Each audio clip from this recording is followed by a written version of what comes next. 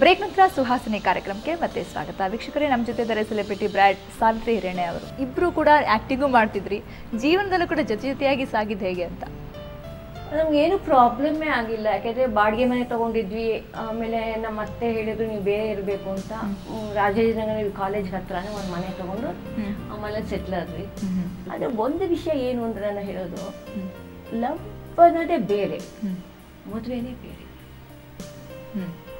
ಸಿಕ್ಕಾಪಟ್ಟೆ ಡಿಫ್ರೆನ್ಸ್ ಇರುತ್ತಮ್ಮ ಮದುವೆ ಅಂದಮೇಲೆ. ಯಾಕಂದರೆ ಅವರೇ ಬೇರೆ ವಾತಾವರಣದಲ್ಲಿ ಬೆಳೆದಿರ್ತಾರೆ, ನಾವೇ ಬೇರೆ ವಾತಾವರಣದಲ್ಲಿ ಬೆಳೆದ್ವಿ. ಇಬ್ರಿಗೂ ಹೊಂದಾಣಿಕೆ ಸಿಕ್ಕಾಪಟ್ಟೆ ಕಷ್ಟ. ಅದು ಹೊಂದ್ಕೊಂಡು ಹೋಗ್ಬೇಕು ಜೀವನದಲ್ಲಿ. ಅದೇ ಈಗೇನು ಹೊಂದ್ಕೊಳ್ಳೋದೇ ಇಲ್ಲ ಬಿಡಿ. ಯಾರು ನಾನು ನೋಡ್ತೀನಲ್ಲ, 6 ತಿಂಗಳು ವರ್ಷ ಇರ್ತಾರೆ, ಡೈವರ್ಸ್ ಮಾಡ್ಕೊಂಡು ಹೋಗ್ತಿರ್ತಾರೆ. ಪೇಪರ್ ಮಾಡುವಾಗ ಗೊತ್ತಾಗಲ್ಲ ಹೊಂದಾಣಿಕೆ ಆಗುತ್ತಾ ಇಲ್ವಾ ಅಂತ. ಮದುವೆ ಆಗಿ ಜೊತೆಗೆ ಏನು ಗೊತ್ತಾ, ಆಕಾಶದಲ್ಲಿ ಹಾರೋದು, ಕೈ ಹಿಡ್ಕೊಳ್ಳೋದು, ಹೋಟ್ಲಿಗೆ ಹೋಗೋದು, ಸಿನಿಮಾ ನೋಡೋದು, ಗಿಫ್ಟ್ಗಳು ಕೊಟ್ಕೊಳ್ಳೋದು ಅಷ್ಟೆಲ್ಲ ಜೀವನ. ಸ್ಯಾಕ್ರಿಫೈಸ್ ಇಂಪಾರ್ಟೆಂಟ್ ಅಲ್ಲಿ. ಪ್ರೀತಿ ಮಾಡಿದ ಹುಡುಗ ಆಗಲಿ ಹುಡುಗಿ ಆಗಲಿ ಒಬ್ರಿಗೊಬ್ರು ಸ್ಯಾಕ್ರಿಫೈ ಮಾಡದಿದ್ರೆ ಏನು ಜೀವನ? ಏನು ಬಟ್ಟೆ ಬದಲಾಯಿಸ್ದಂಗೆ ಅಲ್ಲ.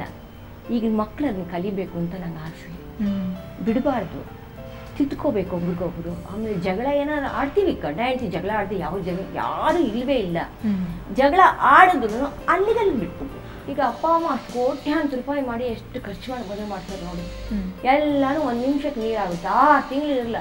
ಒಂದೊಂದು ಸತಿ ಅಂತೂ ನನ್ನ ಪರ್ಚೇಸ್ಗಳೇ ನೋಡಿದ್ದೀನಿ, ಹನಿಮೂನ್ ಹೋಗಿ ಬರ್ತಿದ್ದಂಗೆ ಡೈವರ್ಸ್ ಕೊಟ್ಟು ಹೋಗೋ ಆಯ್ತು. ಸೊಸೈಟಿ ತುಂಬ ಬದಲಾಗ್ಬಿಟ್ಟಿದೆ ಇವಾಗ, ಹಿಂದಿನಷ್ಟಿಲ್ಲ. ಹಿಂದಿನ ಕಲ್ಚರ್ ಆಗಲಿ, ಹಿಂದಿನ ಸಂಸ್ಕೃತಿ ಆಗಲಿ ಯಾವುದು ಇವಾಗ ಇಲ್ಲವೇ ಇಲ್ಲ. ನಿಮ್ಮ ಮನೇಲೂ ಅಪೋಸ್ ಮಾಡಿದ್ರು, ಅವ್ರ ಮನೇಲೂ ಅಪೋಸ್ ಮಾಡಿದ್ರು. ನಂತರ ಅವ್ರಿಗೂ ಖುಷಿಯಾಗಿ ಏನಾದರೂ ಬಂದು ನಿಮ್ಮನ್ನ ಮಾತಾಡ್ಸೋದು? ನಮ್ಮ ಅತ್ತೆ ಮನೇಲಿ ನಾನು ಮುದ್ದು ಸೊಸೆ. ನಮ್ಮ ಅತ್ತೆ ಮನೇಲಿ ನಾನು ವಾರ ಹೋಗ್ತಾ ಇದ್ವಿ ನಾವಿಬ್ರು. ಅವ್ರಷ್ಟು ನಮ್ಮನ್ನ ಇದು ಮಾಡಿದ್ರು. ಹೋಗ್ತಾ ಇದ್ದೆ, ಹಣ್ಣು ಹಂಪಲು ತಗೊಂಡು ಹೋಗ್ತಾ ಇದ್ದೆ. ಅಪ್ಪ ಅತ್ತೆ ಮಾವ ಅಂತ ಹೇಳ್ಬಿಟ್ಟು ವಿಶ್ವಾಸ ಮಾತಾಡಿಸ್ತಿದ್ದೆ, ಎಲ್ಲ ಮಾಡ್ತಿದ್ದೆ. ಆಮೇಲೆ ಅವ್ರಿಗೂ ಗೊತ್ತಾಯ್ತು, ಇವ್ರು ಸೋದರ ಮಾವಂದರು, ಸೋದರತ್ತಿಯರು, ಎಲ್ಲ ರಿಲೇಟಿವ್ಸ್ ಎಲ್ಲ ನಾನು ಎಷ್ಟು ಮೆಚ್ಕೊಂಡಿದ್ದಾರೆ ಅಂದರೆ, ನಮ್ಮ ಚಿಕ್ಕತ್ತೆ ಅಂತ ನಮ್ಮ ಉತ್ಸವ ಅಂತಲೇ ಕರೆಯೋರು. ನಮ್ಮ ಅತ್ತೆನೂ ಬರೋರು, ಎಲ್ಲರೂ ನೆಂಟರಿಷ್ಟು ಮನೆ ಫ್ಯಾಮಿಲಿ ಎಷ್ಟು ನೆಂಟರಿದೆ ಅಷ್ಟು ಜನ ನಮ್ಮ ಮನೆಗೆ ಬರೋರು. ಎಷ್ಟು ಖುಷಿ ಆಗೋದು ಅವ್ರಿಗೆಲ್ಲ ಬಂದರೆ ಅಂದರೆ, ಅಬ್ಬಾ ನಿಮ್ಮ ಮನೆಗೆ ಬಂದರೆ ನೆಮ್ಮದಿ ಕಣೆ ಅನ್ನೋದು. ಅದಕ್ಕಿಂತ ಏನು ಬೇಕು ನೋಡಿ ಜೀವನದಲ್ಲಿ. ಹೌದು. ಇಬ್ರು ಒಟ್ಟಿಗೆ ಎಷ್ಟು ನಾಟಕಗಳು ಮಾಡಿದ್ದಾರೆ? ಹೇಗೆ ಅನಿಸ್ತಿತ್ತು ನಾಟಕ ಒಟ್ಟಿಗೆ ಆಕ್ಟಿಂಗ್ ಮಾಡಬೇಕಾದ್ರೆ? ಮೊದಲೆಲ್ಲ ಹೆದರಿಕೆ ಆಗೋದು. ಮದುವೆಗೆ ಮುಂಚೆ ತುಂಬ ನಾಟಕ ಮಾಡಿದ್ವಿ. ಅವಾಗ ಇವು ಕಣ್ಣಲ್ಲಿ ನೋಡೋಕೆ ಹೆದರಿಕೆ ಆಗೋದು ನನಗೆ.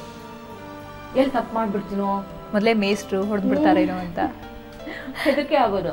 ಆಮೇಲೆ ಇವರು ಧೈರ್ಯ ಹೇಳಿದ್ರು, ಇಲ್ಲ ಸ್ಟೇಜ್ ಮೇಲೆ ಹೇಗೆ ಆ್ಯಕ್ಟ್ ಮಾಡೋದು, ಹೇಗೆ ನಿಂತ್ಕೊಳ್ಳೋದು, ಆಮೇಲೆ ಸಾಮಾನು ಕೆಳಗೆ ಬಿದ್ದರೆ ಹೇಗೆ ತಗೋಬೇಕು, ಆಮೇಲೆ ಡೈಲಾಗ್ ಡೆಲಿವರಿ ಹೇಗೆ ಮಾಡೋದು, ಆಮೇಲೆ ಕೈ ಮೂಮೆಂಟ್ಸ್ ಹೇಗಿರಬೇಕು, ಪ್ರತಿಯೊಂದು ನನಗೆ ನಾಟಕದ ಬಗ್ಗೆ ಏನು ಗೊತ್ತಿಲ್ಲ, ಝೀರೋ.